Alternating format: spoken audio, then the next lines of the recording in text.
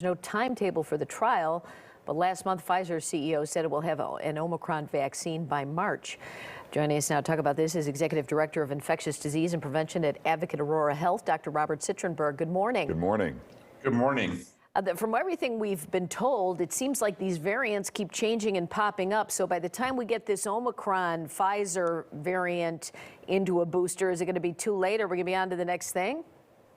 Well, that's a great question. So we already just learned yesterday about another variant or a subvariant of Omicron that's circulating throughout many countries in the world. It seems related to Omicron, but it's a little different. So the answer is, as long as the virus is spreading, it's going to mutate to different strains. And the real answer or solution going forward is to use what we call multivalent vaccines, to have multiple different strains of the vaccine, of the virus contained in each vaccine, much like we do with flu shots. So you're correct. If the Omicron variant vaccine comes out in a couple of months, we may be past Omicron, but just waiting for the next variant to come. So I think that's the key. And maybe even as soon as next year, we'll have vaccines that are active against multiple different strains of the virus. And because other parts of the world don't have the vaccination levels that more developed parts of the world have, more variants will come. Are they automatically weaker? Could there be some kind of complication that I can't come up with that could be a danger to us in the future? I think people are wondering, is this going to be pretty much the end of it?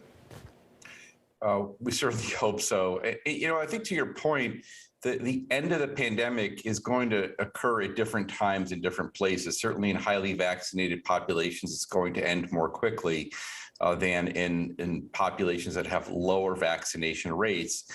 I think the real key with the variants is how similar or different they are from prior strains of the virus. So if they're similar, then you should have good protection from existing vaccines and existing immunity. If they're very different, then you may be susceptible again.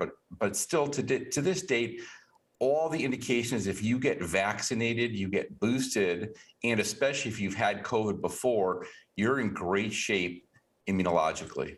A lot of people still questioning this peak. Larry's talking about the end. Are we at, as far as Omicron goes and getting somewhat back to normal, are we kind of seeing the end of this, or is that going to coincide with the spring?